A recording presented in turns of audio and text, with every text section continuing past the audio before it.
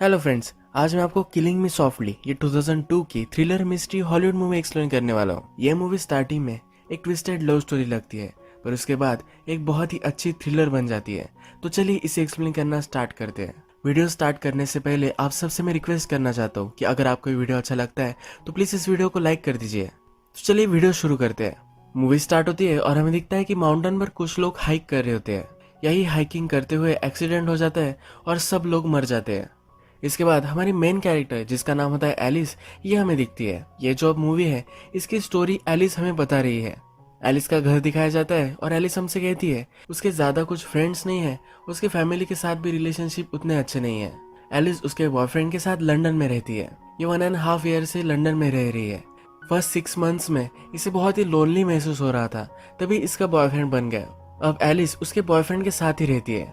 Alice का boyfriend एक engineer है और एलिस वेबसाइट वगैरह बनाने का काम करती है। एलिस हमें ये सब बता रही है। इससे पता चलता है कि वो एक ऑर्डिनरी लाइफ जी रही है जो उसे ज्यादा पसंद नहीं है। इसके बाद एलिस अपने काम पर जा रही होती है। रास्ता क्रॉस करने के लिए फुटपाथ पर वो रुकती है, तभी उसे एडम दिखता है। एलिस जब उसे देखती है तो उससे वो अट्रैक्टेड हो जाती है। जब वो रास्ता क्रॉस करती है, आगे चलती है, तभी उसे ही देख रही होती है। उसका ऑफिस पीछे होता है, पर सोचते सोचते वो आगे चली जाती है।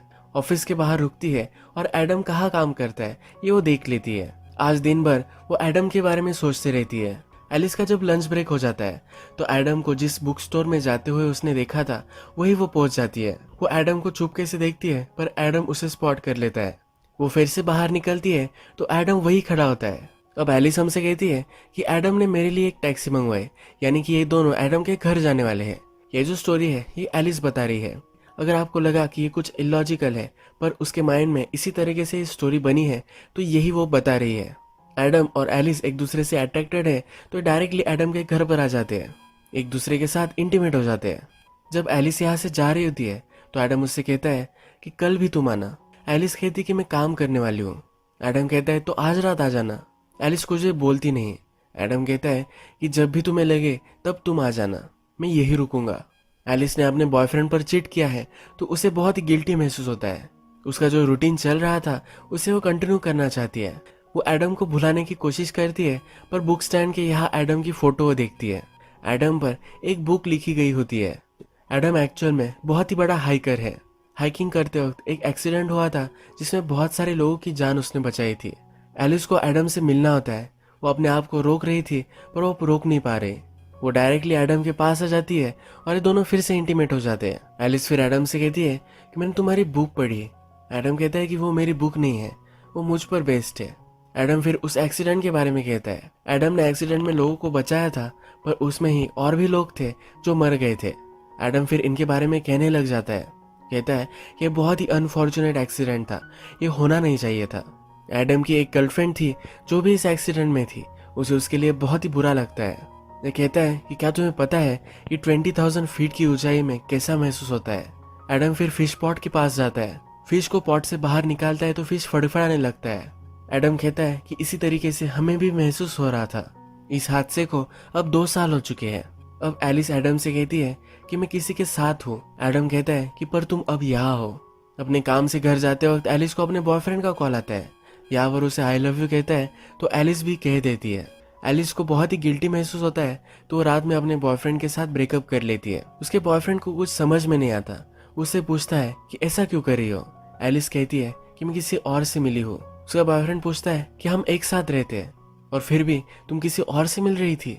इसे बहुत ही हर्ट महसूस होता है और इनका ब्रेकअप बहुत ही बुरा होता है। एलिस फिर घर से निकलती है और एडम की यहाँ आ जाती है। वो डोर नॉक करती है तो वहां से एक लड़की आती है। एलिस को चिटेड महसूस होता है। उसे लगता है कि एडम की एक गर्लफ्रेंड होगी। ये लड़की एलिस को बिठाती है और फिर कहती है कि वो एडम की सिस्टर है। इसके बाद एलिस को जरा अच्छा लगने लगता है। एडम की सिस्टर का नाम डेबरा होता है और डेबरा को एलिस के बारे में सब कुछ मालूम होता है। ये दोनों बात करने लग जाती है। फिर डेबरा कहती है कि मेरा ब्रदर एक हीरो है, पर ये चीज वो भूल जाता है। जो एक्सीडेंट हुआ था इसमें उसने लोगों को बचाया ही था, पर जो लोग मर गए उनके लिए वो अपने आप को जिम्मेदार मानता है। ये एक एक्सीडेंट था और ये किसी के साथ भी हो सकता था, ये वो भूल जाता है। डेबरा एलिस को एक ड्रिंक ऑफर करती है और कहती है कि अब तुम उसके साथ हो, यही इंपॉर्टेंट है। एलिस को यहाँ पता चलता है कि डेबरा थोड़े दिनों के लिए बाहर गई थी, इसीलिए एडम उसके घर में रह रहा था। डेबरा एडम के घर का पता उसे दे देती है। एलिस जब एडम के घर पर पहुंचती है तो एडम वहां नहीं होता। बाहर बहुत ही ठंडी होती है पर ये बाहर ही रुकती है। एडम जब वहां पहुंचता है तो उसे देखकर बहुत ही खुश होता है। एक दूसरे के साथ रात बिताते हैं। जब सुबह होती है तो एडम की इंटरव्यू लेने के लिए मैगजीन से एक जर्नलिस्ट आती है। एलिस को काम के लिए जाना होता है पर उसे उसके कपड़े नहीं मिल रहे होते। सब जगह वो ढूंढने लग जाती है। एक कबर्ड के पास आती है तो कबर्ड वो लॉक होता है। सब ड्रॉवर चेक करती है तो उसे एक चाबी कबर्ड की मिल जाती है, पर तभी उसे उसका शर्ट दिख जाता है और वो पहन लेती है। या एलिस ऊपर के रूम में होती है और एडम का नीचे इंटरव्यू चल रहा होता है। एडम के फोन पर कॉल आता है जो एलिस उठाती है, पर वहां से कोई भी आवाज नहीं आती। एलिस को जरा सस्पिशियस लगता है पर वो इसे जाने देती है। एलिस रेडी हो जाती है और वर्क के लिए जा रही होती है। तभी एडम में देखता है और इंटरव्यू के बीच में ही उठकर उसके पास आ जाता है। उसे कहता है कि आज दिन भर मैं तुम्हारे बारे में सोचने वाला हूँ। एलिस भी कहती है कि मैं भी तुम्हारे बारे में सोचूंगी। एडम पूछता है कि क्या तुम्हें हाइकिंग सीखनी है। एलिस भी इंटरेस्टेड होती है तो एडम फिर कहता है कि काम हो जाने के बाद तुम यहाँ आ जाना, मैं तुम्हें लेकर जाऊंगा। एडम फिर एलिस का काम हो जाने के बाद उसे इंडोर हॉल में बुला लेता है जहाँ पर वो माउंटेन क्लाइंबिंग की प्रैक्टिस कर सकते हैं। यहाँ पर एडम की सिस्टर डेबरा भी है। डेबरा एलिस को वॉल चढ़ने के लिए रोप वगैरह लगाती है, उसके शूज वगैरह टाई करती है, उसे ऊपर चढ़ने में हेल्प करती है। जब एडम ये सब देखता है तो एलिस के पास आ जाता है। डेबरा को एलिस से दूर कर देता है। एडम एलिस को कहता है कि वो मेरी सिस्टर है पर मैं उसे बहुत ही हेट करता हूँ। इसके बाद हम देखते हैं कि एलिस अपने फ्रेंड से मिल रही है। वो अपने फ्रेंड को कहती है कि जब से वो इस न्यू रिलेशनशिप में है तो वो बहुत ही बदल चुकी है। उसकी लाइफ बहुत ही एक्साइटेड है कि जो फ्रेंड है यही उसके एक्स बॉयफ्रेंड की भी फ्रेंड है। उसकी फ्रेंड कहती है कि ब्रेकअप हो जाने के बाद उसका बहुत ही बुरा हाल हो चुका है। एलिस की फ्रेंड उसे समझाती है कि तुम सिर्फ एडम से अट्रैक्टेड हो, पर सिर्फ अट्रैक्शन की वजह से ये कुछ अच्छी रिलेशनशिप होगी ऐसा कोई भी 100% श्योर नहीं है। एलिस को ऐसा नहीं लगता। एलिस कहती है कि हम दोनों की रिलेशनशिप बहुत ही अलग है। एलिस अपने फ्रेंड से मिलकर रास्ते से जा रही होती है और अब वो एडम से मिलने वाली है। रास्ते पर एक आदमी उसकी पर्स ले लेता है और भागने लग जाता है। एडम भी उससे मिलने ही आ रहा था तो ये सब वो देख लेता है और उस आदमी के पीछे वो भागने लग जाता है। आगे चलकर उसे वो पकड़ लेता है। एलिस भी थोड़ी देर में वहां पहुंच जाती है। इस आदमी को एडम बहुत मार रहा होता है और मारते मारते उसे मार भी सकता है, तो इसीलिए एलिस उसे रोक लेती है। एलिस को अगर कुछ हो जाता तो वह सह नहीं पाता। वो रियलाइज करता है कि एलिस से बहुत प्यार करता है और एलिस को कह भी डालता है। वो फिर उसे पूछता है क्या तुम मुझसे शादी करोगी। एलिस को अजीब लगता है कि ज्यादा जल्दी हो रहा है, पर फिर भी वो भी उसके बहुत ही प्यार में है तो हाँ कह देती है। एक दिन घर के बाहर एलिस को एक लेटर मिलता है जिसमें लिखा होता है कि अपना दिमाग तुम यूज करो, तुम एडम के बारे में एक्चुअल में कितना कुछ जानती हो। एलिस को बहुत ही वियर्ड लगता है और एडम को लेटर दिखाती है।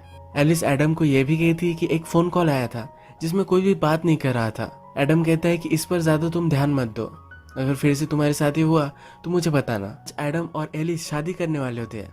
एडम उसे एक टाउन में लेकर आता है। एडम का फैमिली चर्च होता है जिसमें वो शादी कर लेते हैं। ये बहुत ही ब्यूटीफुल जगह होती है। एडम को बचपन में जो भी स्पॉट्स अच्छे लगते थे ये सब वो एलिस को दिखाता है। एलिस भी आज बहुत ही खुश होती है। एडम एलिस से कहता है कि मैं बिलीव करता हूँ कि हर आदमी के दो पीसेस होते हैं, वो दूसरा पीस उसका सोलमेट होता है, यही हम हमेशा से ढूंढते रहते हैं। एडम कहता है कि तुम ही मेरी सोलमेट हो। एडम प्लान बनाता है। मैरिज सेलिब्रेट करने के लिए वो एलिस के साथ ट्रेकिंग पर जाना चाहता है। जगह पर आते हैं ये वो कपड़े चेंज करते हैं। कपड़े चेंज करते वक्त एलिस जब न्यूड होती है तो एडम उसकी फोटो निकालना चाहता है। एलिस शर्मा रही होती है और वो कॉन्फिडेंटली उसे फोटो निकालने के लिए कहता है। ये फोटो उसने स्टैचू के पास निकाली होती है। मूवी में आगे आपको इसका और भी सिग्निफिकेंट पता चलेगा। एडम फिर फोटो लेने के बाद एक फ्लेयर गन निकालता है और उसे आकाश में चलाता है। एज अ फायरवर्क्स ये काम करता है। एलिस पूछती है कि तुम्हें यहाँ फ्लेयर गन कैसे मिली। एडम कहता है कि हाइकर्स के लिए चर्च में सप्लाईज होते हैं। एडम फिर से इस गन को लोड करता है और चर्च के बाहर रख देता है। एलिस और एडम दोनों फिर माउंटेन चढ़ने लग जाते हैं। बहुत टाइम हो चुका है पर फिर भी ये ट्रेकिंग ही कर रहे हैं। एलिस कहती है कि मेरा हनीमून मैंने अलग इमेजिन किया था। एडम कहता है कि तुम्हारा हनीमून तुम कभी भी भूल नहीं पाओगी। एडम एलिस को लेकर आगे जाता है और एलिस भी उसे फॉलो ही करती रहती है। रात हो जाती है पर फिर भी उसे फॉलो ही कर रही है। थोड़ा आगे चलकर रिवर के पास एक ब्यूटीफुल घर होता है जो उनके लिए होता है। एलिस को ये देखकर बहुत ही अच्छा लगता है। ये अंदर जाती है तो एडम उसके लिए ड्रिंक बनाता है। एडम फिर घर में एक हुक फिट करता है। उसने उसके साथ एक सिल्क रिबन भी लाई होती है। ये रिबन वो उस हुक को बांधता है। यही रिबन वो एलिस के गले को भी रैप कर देता है। ये दोनों फिर इसी तरीके से इंटीमेट हो जाते हैं।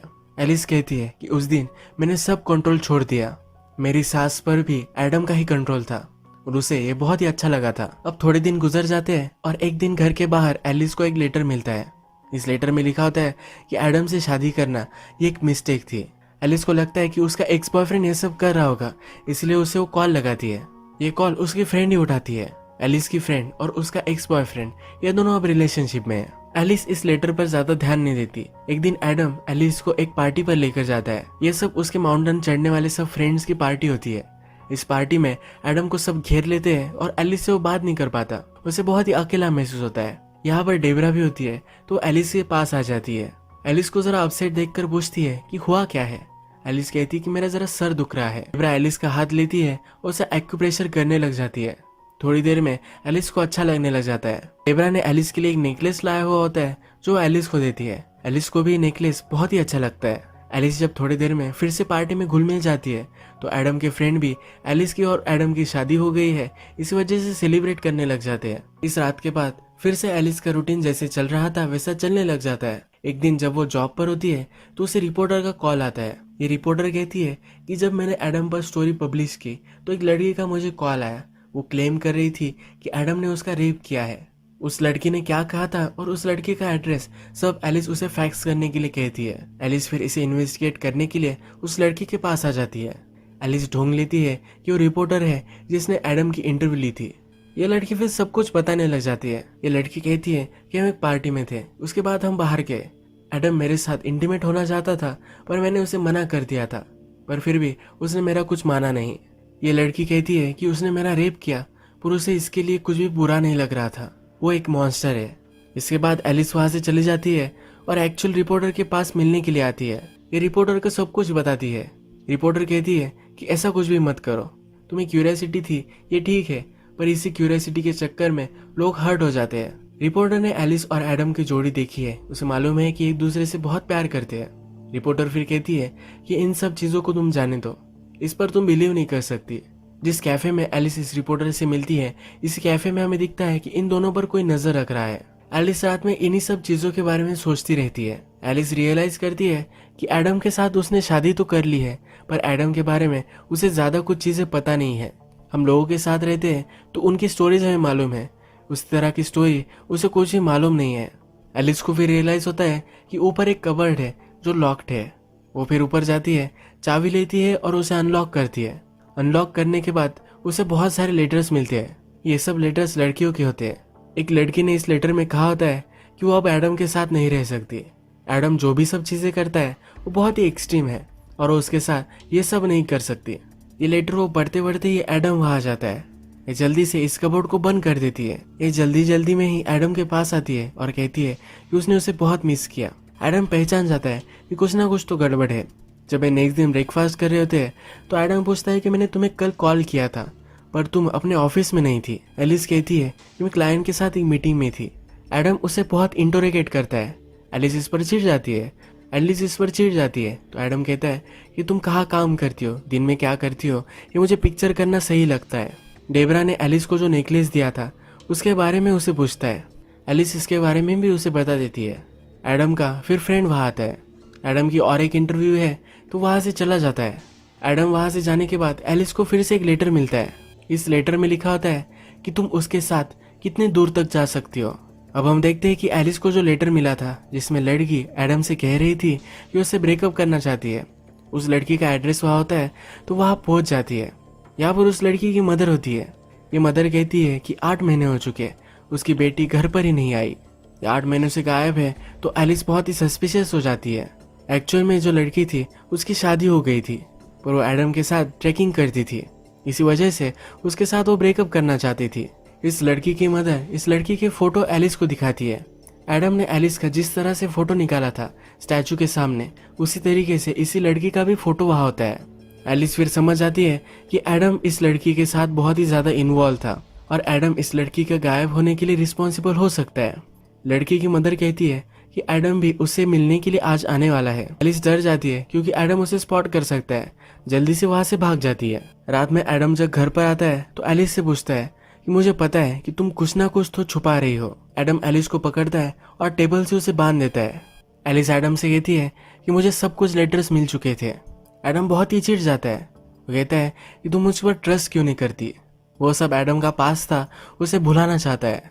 एलिस फिर उसे सॉरी कहती है, बोलती है कि मुझे लगा था कि तुम्हारे बारे में और भी कुछ ज़्यादा मैं जान सकी तो मैं तुमसे ज़्यादा प्यार कर सकूंगी। एडम उससे कहता है कि मैं तुमसे बहुत प्यार करता हूँ। एलिस कहती है कि मुझे अनटाई करो। उसे टॉयलेट जाना होता है। जब वह टॉयलेट के लिए जाती है तो खिड़की से बाहर निकलकर भागने लग जाती है। एडम भी ये रियलाइज करता है और वो भी भागता है। एलिस एक जगह अंधेरे में छुप जाती है और एडम उसे ढूंढ नहीं पाता। वो डायरेक्टली पुलिस के पास आती है।